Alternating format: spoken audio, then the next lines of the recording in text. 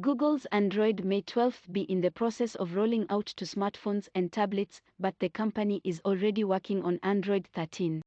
Upcoming features have been spotted by the sleuths over at XDA developers, among others, citing sources with access to internal access build.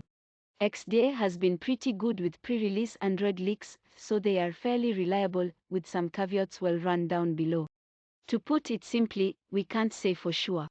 While a few features have leaked out here and there, Google typically holds its consumer-focused cards close to its vest before the big I/O event in May. There are hints of what could be coming in code, but anything not announced might simply not make its way down to consumers due to technical, strategic, or even legal issues, so take this more as a rough indicator of what could be coming rather than what is definitely to come. If patterns hold, the first Android 13 developer previews should be coming in February or March. Google isn't going to tell us then what Android 13 is really about, especially with an Android 12L release still around the corner. We expect that revelation to come at or around Google I/O in May, with a release in the cards anytime between August and September 2022. Material You debuted with Android 12 as Google's own kinda sorta enhanced customization feature for Android that pulls in colors from your wallpaper to theme your apps and your phone's interface. It's available now on Google Pixels and some other Android 12 phones, while Google is working on making it widely available to all devices running Android 12L and later.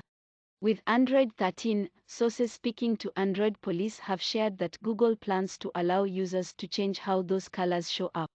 Right now, Material You is very pastel. While that's to some people's taste, not everyone's down with that look. It also gets a little boring, especially when Android 11 counterintuitively had a much larger, immediately available pool of colors to choose from. With Android 13, Google is planning to enhance the color hues with 4 new options. Material You will still pick colors from your wallpaper, but how it displays them will be up to you, somewhat.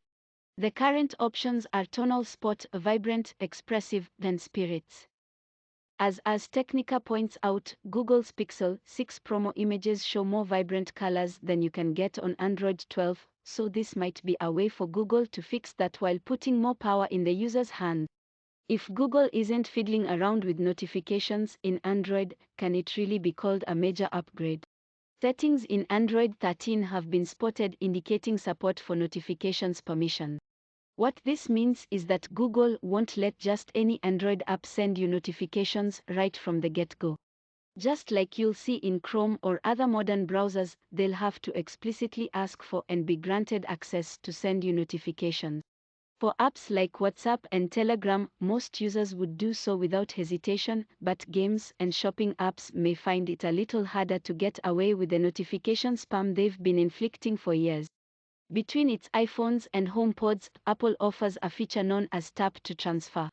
When playing a song on your iPhone with Apple Music, you can easily tap the HomePod to transfer playback to the speaker for richer sound without fiddling with on-screen control. Google is reportedly working on that for Android 13 as per a mock-up shared by Android Police. There's nothing much known about it other than it exists at the moment, so this is more of a possibility than a certainty. Still, with Google selling Nest Audios and Nest Minis, as well as the wider ecosystem of cast-enabled smart speakers out there, this would be a pretty nice to have feature. QR codes have become far more important in the age of COVID-19, and Google could be working on a way to make them easier to use going forward. It is worth noting that you can already scan QR codes via the Google Camera or equivalent third-party Android phone app. With Android 13, Google is reportedly working on a built-in QR code scanner that will be able to work directly on the lock screen and be accessed through the Quick Settings app. It'll be more convenient than the camera, though it may not practically change much. Google's QR code scanner has been criticized for security flaws recently, so hopefully, the company works out the kinks before release. Google is adding native support for per-app language settings to Android. Currently, users can set a default system language that is used by all apps on their phone, but Google is working on a new setting that'll let you pick which apps use which language. Your WhatsApp can be in English, your Telegram in Russian, your WeChat in Chinese, and so on. It's a nice little tool for people who speak multiple languages and communicate with others around the world. Android Police reports Google is working toward a deadline for Android 13, so we may see this as a marquee feature at Google I/O this May. At this early stage, there's nothing really huge about Android 13 out there. Google is working on a QR code scanner to be built into Android, but you can do that now with the built-in camera apps on many of the best Android phones, or simply download and use Google Lens. There are signs of an iOS-like music transfer feature, allowing you to transfer music to speakers just by tapping on them, and the operating system could improve support for multilingual users with poorer language options.